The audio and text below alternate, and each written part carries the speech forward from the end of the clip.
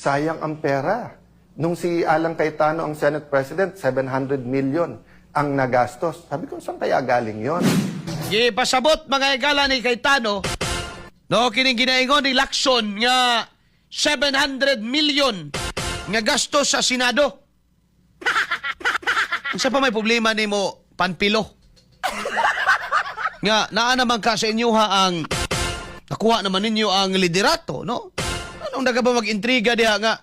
Sige, paminaw na to, menang, mas maayo na si Cayetano mo explain. Kay 700 million na to nagasto during the time mga igala of Cayetano's Senate presidency. Nya gidivide man ng Cayetano nga mao ni nya mao ra ba istoryahan ay. Oh, sige. Aliw ko katropang Gab.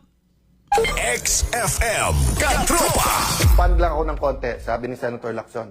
Sayang ang pera. Nung si Alan Cayetano ang Senate President, 700 million ang nagastos. Sabi ko, saan kaya galing yon? Tapos, sabi ko, total, magaling mag-divide sila Senator Lacson, very divisive. Dinivide ko. Kasi ang ginamit niya, 28 days daw ako naging Senate President. So, tignan nyo po ha. Multiply muna, multiply. Multiply mo ang 25 million na sinabi ni Senator Win na gastos ng Senate a day, i-multiply mo yon sa 28 days, and baliktarin mo naman, division. 700 divided by 28 days is 25 million. Yun din naman ang ginawa ni Senator Win. Tinignan niya lang yung budget ng Senado, tapos dinivide niya, nakuha yung 25 million a day. So, nasaan yung intellectual dishonesty? Nasaan ang pagtatago ng katotohanan? Simple lang po. Kahit sino po ang Senate President, 25 million a day ang gastos ng Senado kung ganun kasimple ang computation mo. Meaning, yung budget ng buong Senado divided by the number of calendar days. Di ba? So, may nabasa po ako, sorry, nakalimutan ko kung sino mismo nagsabi. Sabi niya, statistics is like a bikini. Di ba? Statistics is like a bikini. Why?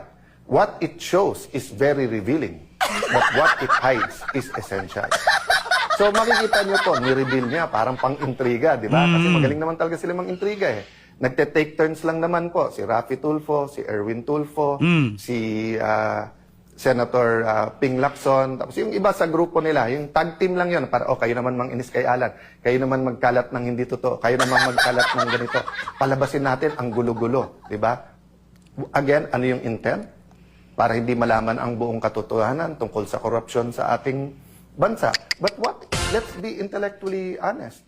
Whoever was SP nun, ganun din ang gastos. Question. Pero bakit sila one day may napasa? I challenge all the congressmen and senators. 1998 pa lang, congressman na po ako. Naging konsel po ako, for a short while po, vice mayor. Naging member po ako ng House of Representatives. 4 na term po, 4 na term. Pangatlong term ko na po to bilang senador. I was privileged, no? God honored me by allowing me to be speaker, and then for Senate President, kahit maikse. I challenge lahat ng congressman, senador. Prove me wrong. Sa huling 3 araw, yung Monday to Wednesday, kapag kayan po ay session, diyan po ang ratsadahan. Kasi lahat ng pang-second reading, i-second reading na natin. Lahat ng pang-third reading, i-third reading na natin. Lahat ng, halimbawa, 7 ang nakapila sa Senate or 20 nakapila sa House sa interpellation. Kakausapin na ng majority leader yon or mag-uusap majority-minority leader. Pare, isa na lang magtanong, pasa na natin to. Yun po talaga ang ano doon. But what did the group of Senator Win and Senator Lacson do? Since May 11 po, hanggang yesterday, hindi po sila naglagay ng mga miyembro ng committee nila as minority. Sila po ang ayaw magtrabaho. Hindi po sila naglagay ng mga miyembro para hindi mag-function yung mga committee. Question. Paano po yung mga ready na for BICAM na ipapasa? Yung po ay inauthorize namin. Tatandaan nyo po, May 13, yung pong inatake ang Senado, yung pong sa NBI na sinasabi lang ngayon na halatang halata na ngayon ay part ng kanilang plano na sa aming binibintang. Alam nyo po ba na the next day po ay meron pong BICAM tungkol sa voucher system sa DepEd, yun po ay nakakasana sa House of Representatives. Nag-confirm ako, tinawagan ko mismo si Speaker D na pupunta po ako doon. Tapos nagkagulo. Kinancel nila po yun. Kung hindi ako nagkakamali, si Senator Bam Aquino ang chairman nun, ang magpapatuloy nun. Meron, napakarami pong hearing. Yung hearing si Senator Pia tinuloy.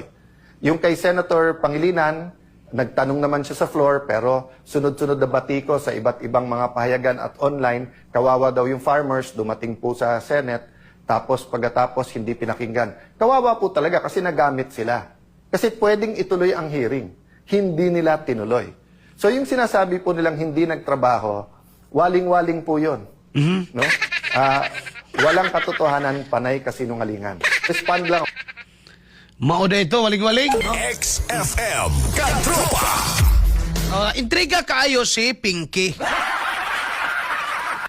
Nga ang gasto ko no mga igala ni Cayetano, dako ko no gasto 700 million.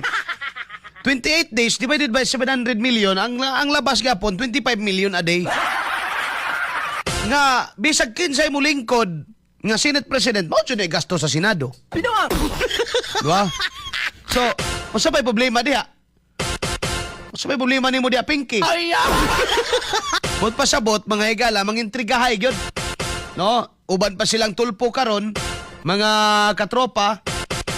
Na, nagsamot gyud ning kuaning Pilipinas. Bullseye! Bullseye! Ingon si Johnny Anggoy Mulato nga dol. Ato na ning bulago ning Mindanao sa Luzon. Samo kayong Luzon puro na lang impeach. Sara, wa na ilain isgutan puro impeach. Sos kumura pa lang ni naghipos na dagbanig nga gihikyad, ato na ning gihipos.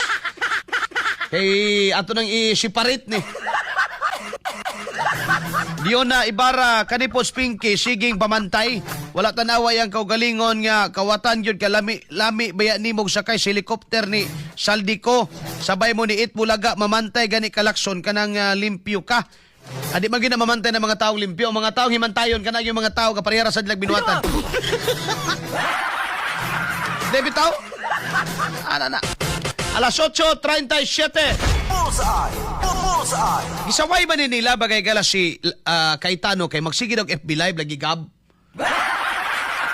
Ngano ko daw magsigig Facebook Live? Nga naman pong masuko mo Facebook Live na si Alan.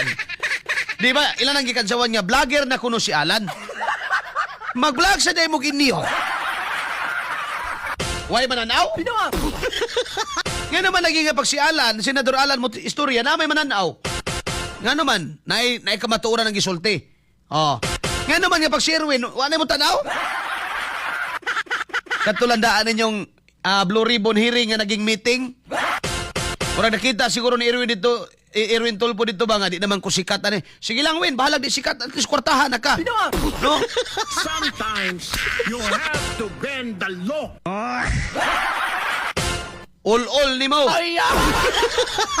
Sige daw, Gab. Sometimes you have to bend the law. Yun tayo, butang sa dadiri, Gab, ha? Hawa! Mura yun matubag na ko sa imo, ha, Mr. Erwin Tulfo. Unsa to? Sometimes you have to bend the law. Hawa na! Hawa! Mura yun matubag na ko sa imo. Hawa diha! Sometimes you have to bend the law sa imong ka. Ha? Kuya, okay ka?